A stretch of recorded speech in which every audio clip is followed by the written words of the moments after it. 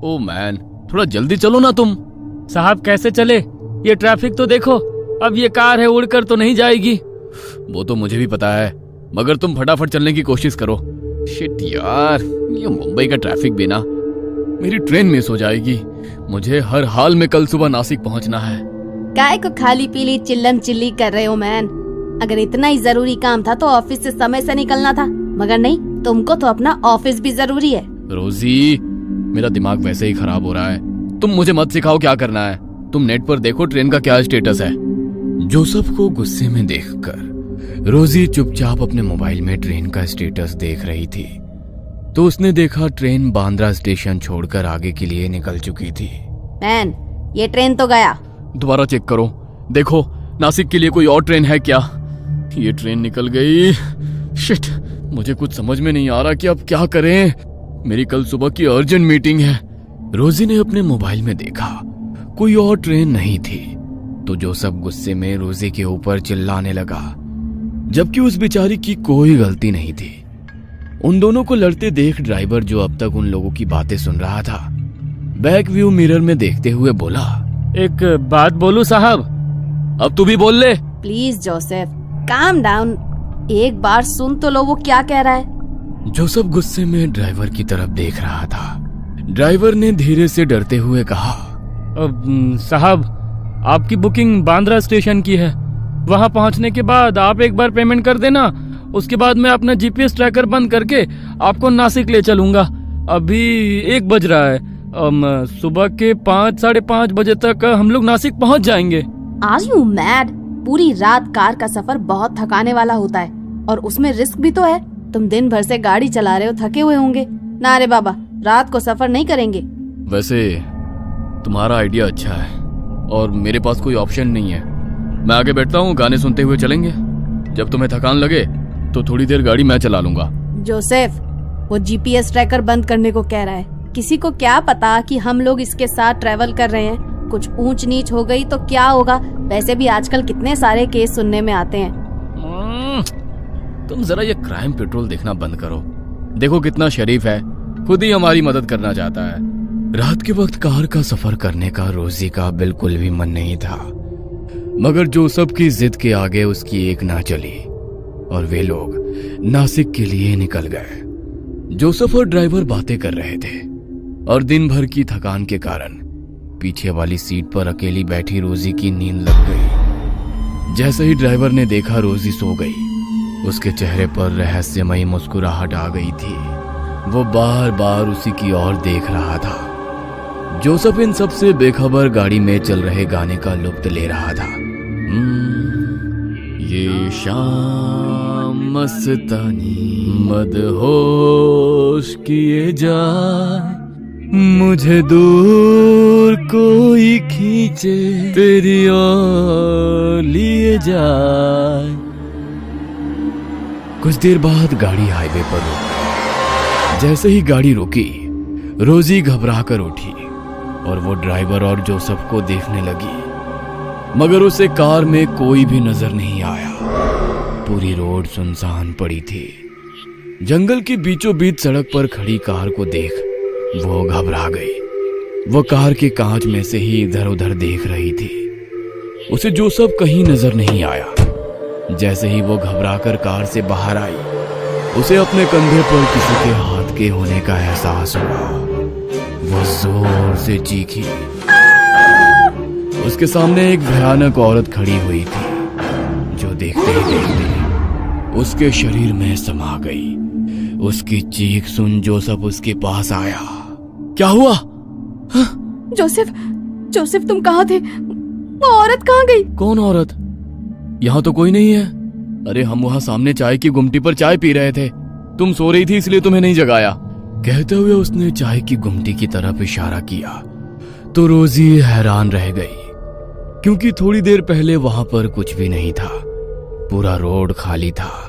अब अचानक से चाय की गुमटी और रिफ्रेशमेंट की शॉप कैसे आ गई? ये कैसे हो सकता है? यहाँ तो अभी कुछ नहीं था, अचानक से ये सब कुछ कैसे? क्या कैसे हो सकता है? जरूर तुमने कोई सपना देखा होगा। चाय पियोगी? फ्रेश लगेगा। जोसेफ उसे समझाने की कोशिश कर रहा था, मगर रोजी डरी हुई थी। उसने ना में सर हिला दिया। ड्राइवर वापस आकर ड्राइविंग सीट पर बैठा और रोजी की तरफ देखकर मुस्कुराया। रोजी को उसका यूं मुस्कुराना अच्छा नहीं लगा। ड्राइवर ने उसकी तरफ सुपारी का पैकेट बढ़ाया। ये लो, इससे तुम्हें नींद नहीं आएगी।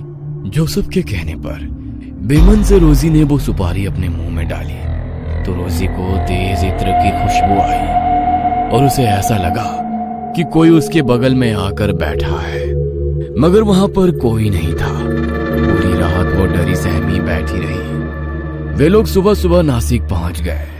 देखिए, मैंने आप लोगों को सुरक्षित पहुंचा दिया। आप बेकार में ही मेरे साथ आने में डर रही थी, मगर मैं आपको यकीन दिलाता हूँ, आज रात का ये सफर आपको उम्र भर याद रहेगा। कहते हुए उसकी आंखों में अलग ही चमक थी, जिसे देख रोजी सहम गई। उसे कुछ अच्छा नहीं लगा। वो अपना हैंडबैग कार से निकालने के लिए झुकी तो ऐसा लगा उसे कोई धक्का देकर कार से बाहर निकाला हो। उसने जोसेफ की ओर देखा, मगर जोसेफ को अंदाजा ही नहीं था रोजी के साथ क्या हुआ है। दोनों होटल रूम पहुंचे। क्लाइंट से 9 बजे का अपॉइंटमेंट है। अभी तो केवल 5 बजे हैं। थोड़ी देर सो जाता हूँ ताकि फ्रेश लगेगा। आओ, तुम भी सो जाओ। कहते हुए उसने रोजी को अपने पास बुलाया, मगर रोजी का मन खराब था तो वो रूम की बालकनी में जाकर बैठ गई। सुबह का उगता हुआ गुलाबी सूरज, ठंडी ठंडी हवाएं, चिड़ियों का कलरव उसके बेचैन मन को थोड़ा सा शांत कर रहा था। वहां बैठे बैठे उसे 2 घंटे बीत गए। उसे पता ही नहीं चला। जब उसने घड़ी की ओर देखा तो उसे पता चला, ओह माय गॉड, 2 घंटे से मैं यहीं पर बैठी हुई हूँ। कुछ देर में जोसेफ भी उठ जाएगा। उसके उठने के पहले रेडी हो जाती हूँ। वो वॉशरूम में अपना मुंह धो रही थी। मुंह धोते हुए उसने देखा उसकी गर्दन पर किसी के नाखून के निशान थे। वो हैरान हो गई। अरे, मेरे शरीर पर ये निशान कैसे? और ये क्या? इसमें से तो हल्का हल्का खून आ रहा है।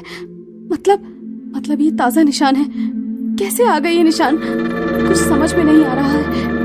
कल रात तक तो नहीं थे, मुझे पता ही नहीं चला और ये निशान बन गए।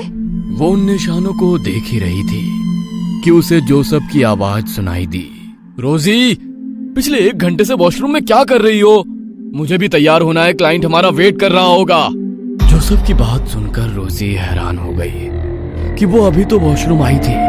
1 घंटा कैसे हो गया?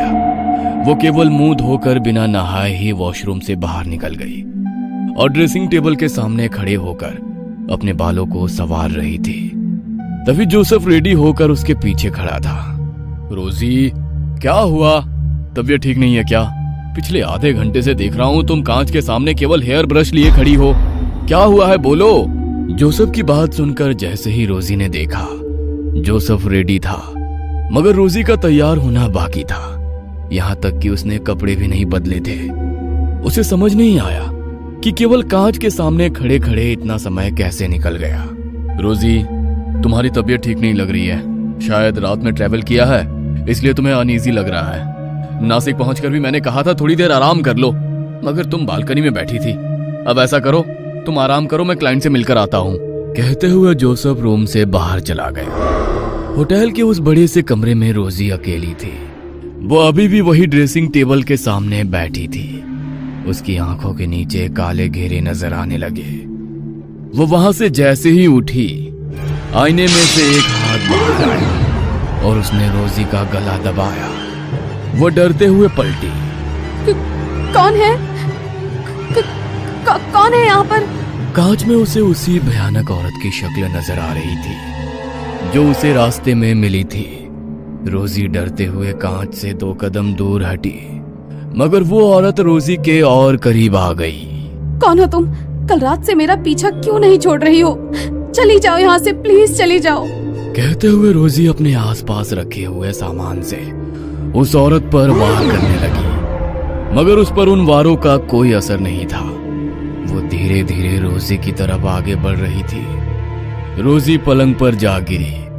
वो भयानक औरत उसके सीने पर सवार हो गई। रोजी को लगा अब वो नहीं बचेगी। डरते हुए आंखें बंद कर ली, मगर कुछ देर बाद जब उसने आंखें खोली तो उसके आसपास खून ही खून फैला हुआ था। यह देख वो डर गई। उसके सीने पर सवार वो औरत कच्चा मुर्गा चबा रही थी। जैसे ही रोजी ने आंखें खोली, उस औरत ने उसकी गर्दन पर अपने दांत गड़ाए और उसका खून चूस कर गायब हो गई।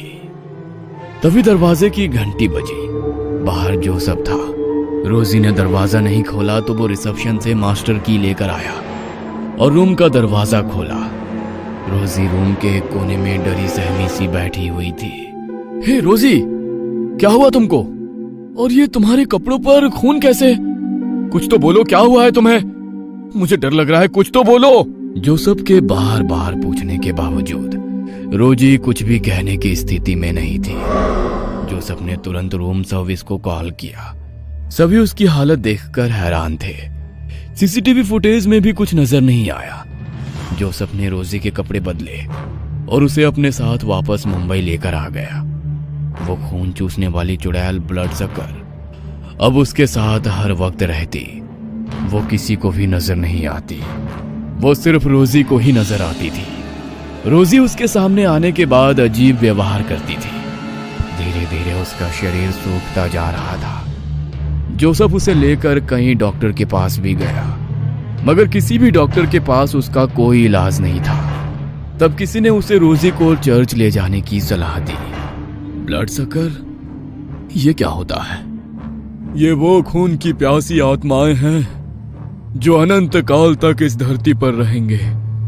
उनकी मुक्ति संभव नहीं है। यह अपने शिकार को ना तो जिंदा रहने देती है, ना ही मरने देती है।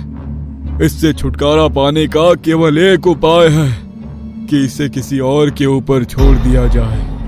फादर, ये क्या बात हुई कि अपनी परेशानी किसी और के ऊपर छोड़ दी जाए? यही इसका रूल है। किसी ने इसके ऊपर उसे छोड़ा है। दूसरी तरफ वो टैक्सी ड्राइवर अपनी बेटी के साथ डिनर कर रहा था। मैं बहुत खुश हूँ बेटा कि अब तू पूरी तरह से ठीक हो गई, वरना उस चुड़ैल ने तो तुझे कंकाल बना दिया था। उस रात वो मेम साहब के ऊपर मैंने तेरी कहते हुए वो मुस्कुराने लगा। जोसेफ आज भी रोजी की गिरती हालत से परेशान है। ब्लड सकर उसे ना ढंग से जीने दे रही है और ना मरने। जोसेफ का ज़मीर उसे किसी और के ऊपर छोड़ने की इजाजत भी नहीं दे रहा है। उस रात अनजान व्यक्ति के साथ किया गया रात का सफर जोसेफ और रोजी की जिंदगी में हमेशा के लिए दुख की लंबी रात बनकर आ गया। कहीं आप भी तो ऐसे किसी अनजाने सफर पर नहीं है? सावधान। ये कहानी आपको अच्छी लगी हो तो हमें सब्सक्राइब करें, हमारा इंस्टाग्राम और फेसबुक पेज जरूर फॉलो करें। और हाँ दोस्तों, सब्सक्राइब करना भूलना मत।